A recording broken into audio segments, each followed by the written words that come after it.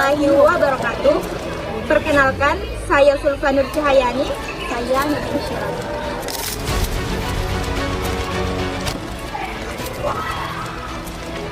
Saya Rekan Andika. Saya Andika.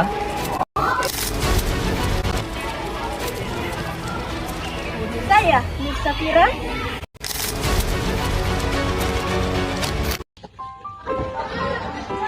Di sini kami akan menjelaskan materi mengenai gerakan pembaharuan Islam.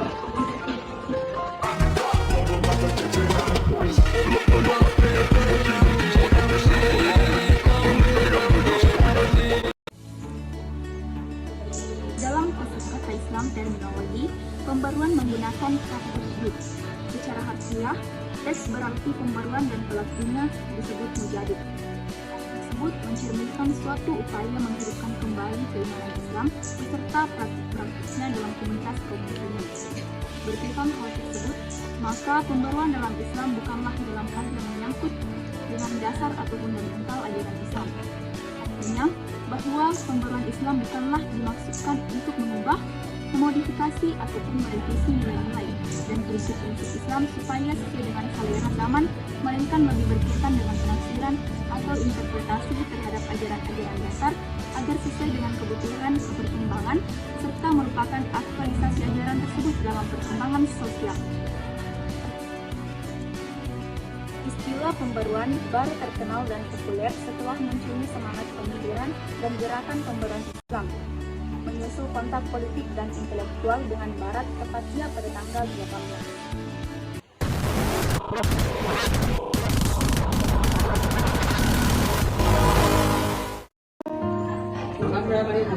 Latar belakang munculnya pembaruan dalam bidang pendidikan Islam antara lain adanya situasi sosial keagamaan masyarakat Mesir saat itu yang penuh dengan talib bid'ah dan para seperti pemikiran statis seperti halnya Al-Afghani dan Muhammad Abduh yang melihat bahwa salah satu penyebab keterbelakangan umat Islam yang aman diperhatikan dalam hilangnya tradisi intelektualisasi yang ada pada intinya ialah kerukunan berpikir.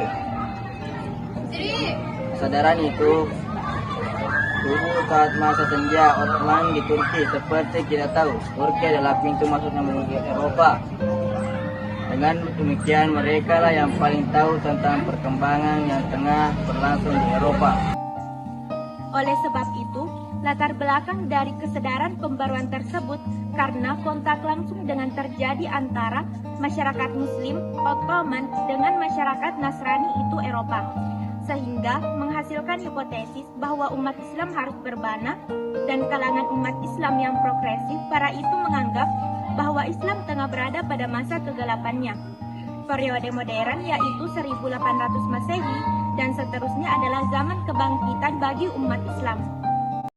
Ketika Mesir jatuh ke tangan Barat, yaitu Perancis serentak mengagetkan sekaligus mengingatkan umat Islam bahwa ada peradaban yang maju di Barat sana yaitu Eropa dan merupakan ancaman bagi Islam.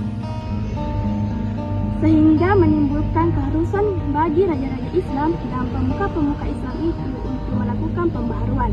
Setelah bangsa Eropa mempelajari filsafat dan ilmu pengetahuan dari ilmuwan Islam, mereka mengembangkan ilmu-ilmu tersebut. Semenjak itu pula, umat Islam tidak lagi memperhatikan ilmu-ilmu tersebut dan sebagai akibatnya, umat Islam mengalami kemunduran dalam segala aspek kehidupan. Kondisi sosiologis seperti itu menyebabkan kaum elit Muslim merasa perlu untuk melakukan pembaharuan. Hal ini karena agama doktrin yang bersifat absolut kekal tidak dapat diubah dan mutlak benar, sementara pada saat yang sama perubahan dan perkembangan merupakan sifat dasar dan tuntunan modernitas atau lebih tepatnya lagi ilmu pengetahuan dan teknologi. Oleh karena itu, mereka berpendapat bahwa untuk memajukan Islam adalah dengan cara kembali kepada ajaran resmi Islam. Kelompok ini disebut dengan kelompok tradisional. Adapun faktor-faktor pendorong pembaharuan Islam diantaranya yang pertama, kepercayaan terhadap Barat secara keseluruhan tidak alami oleh generasi baru Muslim Yang kedua, gagalnya sistem sosial yang bertumbuh pada kapitalisme dan sosialisme. Yang ketiga, gaya hidup elit sekuler di negara-negara Islam. Kemunculan gerakan pembaruan Islam tidak bisa dikaitkan dari kondisi objektif kaum muslim di satu sisi dan tantangan barat yang muncul di hadapan Islam di sisi lain. Pembaruan Islam juga mengindikasikan ketidakpuasan atas kondisi Islam historis yang berkembang sejak abad ke-18.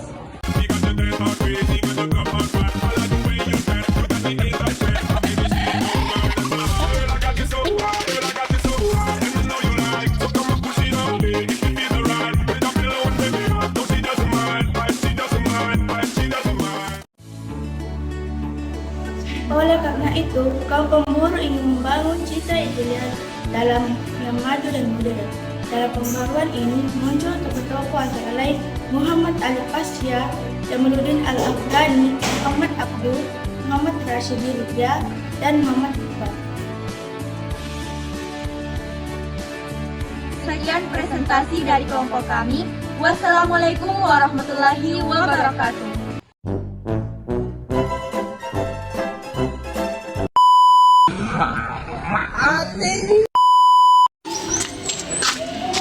Oh, ini udah kurang. Tertib. Tidak.